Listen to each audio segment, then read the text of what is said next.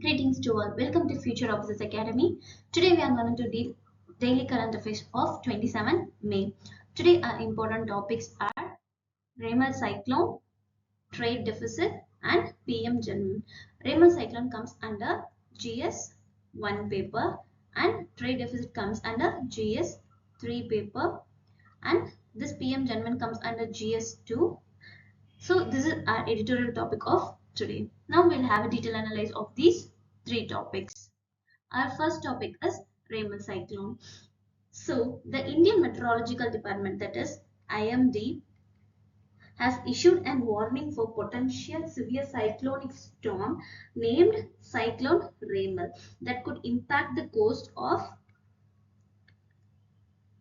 West Bengal and Bangladesh. So the Ramal is a list of tropical cyclones which was named given by Oman. So it will be the first cyclone to hit the region this 2024 pre-monsoon season. The Ramal meaning is sand in Arabic. So where it does origin? It origin in Bay of Bengal. So what are the factors contributing for this formation is a depression in an area of low pressure that is characterized by circulating winds and atmospheric instability has formed over in the central Bay of Bengal, serving as the genesis for the cyclone Ramal. The Bay of Bengal experiences water temperature higher to 2 to 3 degrees Celsius warmer than an average. This warm water provides the energy needed for the cyclones to form and intensify. The Madden-Julian oscillation. Madden-Julian oscillation. A band of clouds moving eastward along with the winds and warm ocean currents is currently moving to south of Bay of Bengal. These winds play a role in initiating cyclones due to their rotational effort. Now, what are the impacts? Here, the cyclone may impact the Sundarban region.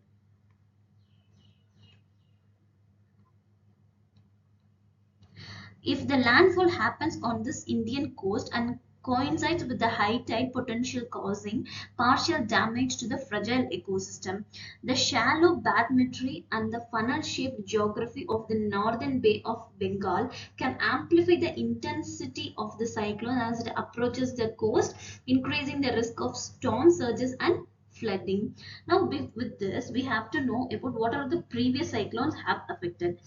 The cyclone scare comes close to the anniversaries of previous devastating cyclones such as in Yas in 2021, Ampha in 2020, Cyclone Fani and Ayla in 2009, which caused massive damage in Sundarbans and other parts of the West Bengal.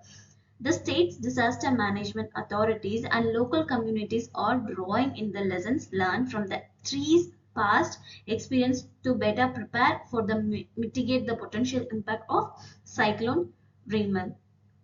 With this, we have to know the Bay of Bengal experiences more cyclones than the Arabian Sea by as the ratio of about 4:1.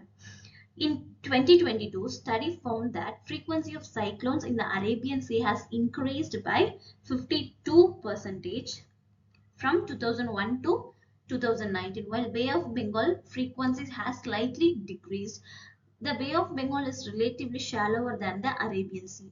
The larger surface area of the Bay of Bengal allows faster heating causing higher evaporation. In turn, it forms a high pressure zone in area by causing the instability in the region. All these factors makes it suitable for cyclonic formation. As Arabian Sea has traditionally seen a fewer cyclones due to higher salinity, low sea surface temperatures and disadvantages of wind systems. These changes in ocean and atmosphere warming patterns are leading to more frequent and severe tropical cyclones in the Arabian Sea. The positive phase of the Indian Ocean Dipole, that's IOD, and human-induced climate change are contributing to the intensification and highest frequency of cyclones in the Arabian Sea. So that's all from the Ramal cyclone topics. Our next topic is trade deficit. Here, trade deficit refers to a situation where the country's import dues exceed the receipts from the exports. The trade deficits arise in the course of international trade when the payment for imports exceed the receipts from the export trade. The trade deficit is also referred to as negative balance of trade. Now we have to understand about what is trade deficit. It includes all types of transactions in international trade, such as export and import of goods and services on both capital and current account. The capital account transactions includes asset transfers such as a sale or granting of trademark rights or granting of mining rights. The current account transaction includes primary income and secondary income payments. Now, what is this primary and secondary income payments? So, primary income payments refers to an income paid outside India, such as dividends, interest, or remittance on account of profits to foreign investors. It also includes remittance on account of any other returns or investment which move resident and non-resident institutional units. Now, what is the secondary income? It refers to a flow between residents and non-residents. It includes individual or private remittance from India to other countries, pension payments made outside in India, and government aid or grants outside the India. Here, a trade deficit is also a reflection of balance of payments. A balance of payments takes into an account of all transaction of international receipts and payments which are business to business, business to consumer, and by the government. The balance of payment situation indicates the state of country's economy to the rest of world. The current account transactions signify the consumption patterns of the residents of the country. It can indicate that consumers have sufficient resources to purchase more goods in comparison to goods produced and exported from this country. The capital account transactions indicate how the country is financed in terms of foreign currency loans and investments. Now, what are the advantages and disadvantages of this trade deficit? The trade deficit has advantages and disadvantages. The advantage include ensuring the availability of goods consumption for the residents of a country through sufficient imports. The disadvantage is it includes pressure on external payments and on the currency of the country. Also, government of countries often alter import and export policies, curbing imports and increasing import duties on certain goods. The government also encourages exports and consumption of indigenous goods. So that's all from the topic of trade deficit. Now we are going to see the editorial analysis. Our topic is PM Janman. So we have to know about the scheme first. This PM Janman is the government scheme that aims to bring tribal communities into a mainstream. This scheme comprises central sector and centrally sponsored scheme, which will implement by the Ministry of Tribal Affairs.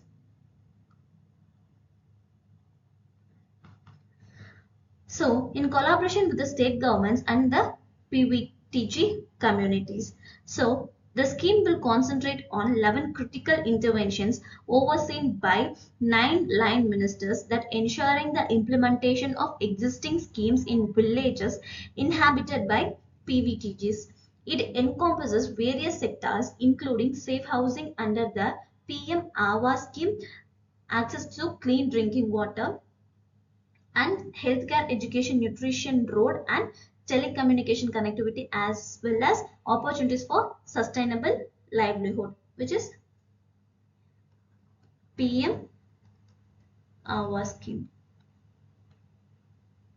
Next, the plan also includes the establishment of Vandan Vikas Kendras. So it is for trading in forest producers, off-grid solar system for 1 lakh household and solar street lights. The next scheme is expected to enhance the quality of life and well-being of the PVTGs by addressing their multiple and intersecting forms of discrimination and exclusion, and by recognizing and valuing their unique and valuable contribution to national and global development. Now, what are all the challenges and implementation seen here? Lack of current data on PVTGs is a significant challenge as the last available census data for PVTG is from 2001, which counted a total of around 27.6 lakh individuals belonging to these communities. The Ministry of Tribal Affairs has started conducting baseline surveys, but an accurate and current data set of PVTG's population is yet to be compliant. So the pollution data submitted to the Parliamentary Standing Committee on Social Justice and Empowerment in 2022 was based on 2011 census, and it did not include the population of PVTGs in Maharashtra, Manipur and Rajasthan. The lack of current data hampers the accurate assessment of the needs and progress of PVTG communities is to be known. The absence of a specific census of PVTG community as recommended by the National Advisory Council in 2013 adds to the challenge of gathering comprehensive information on their education, health and the housing status. The complexity and diversity of the needs and capacities of the PVTGs across different regions and states and the need for customized and flexible approaches and interventions. The stigma and discrimination faced by the PVTG's mainstream society and the state and the need for sensation and awareness among the stakeholders and the public. So the coordination and convergence of the scheme with the existing schemes and programs of the central and state governments and the need for effective and efficient delivery and utilization of resources and services. Now with this scheme, you have to know about the PVTG's group. What is PVTG's group? It is particularly vulnerable tribal group, that is called as PVTGs.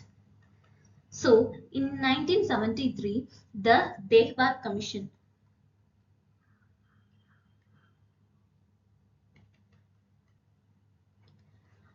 established a primitive tribal groups as a distinct category encompassing tribal communities characterized by the declining or stagnant population, the use of pre-agrarian technology, economic backwardness, and the low literacy. These groups are identified as less developed among the tribal communities. In 2006, the Government of India renamed these PTGs as PVTGs. They reside in remote and inaccessible areas facing challenges due to poor infrastructure and administrative support. There are 75 PVTG communities spread across 18 states and union territories in India. Odisha has the highest number of PVTGs of nearly 15, followed by the Andhra Pradesh which has 12 and Bihar and Jharkhand which has 9. Next, Madhya Pradesh and Chhattisgarh has 7 PVTGs. Tamil Nadu has 6. Kerala and Gujarat has 5 each. The rest of the communities are spread across Maharashtra, West Bengal, Karnataka, Uttarakhand, Rajasthan, Tripura and Manipur. All 4 tribal groups in Andaman and 1 in the Nicobar Islands are recognized as PVTGs. Other initiatives have taken for this PVTGs are Janshitya Gaurav Divas. Next, Vikshit Bharat Sankalp Yatra. The next is PM PVTG mission. So these are some of the other initiatives for this PVTG people. So that's all from today's news. To read this document, you can visit our website. The website is linked given in the description. To get more daily current affairs videos, follow our YouTube channel, also our Telegram channel. Thank you.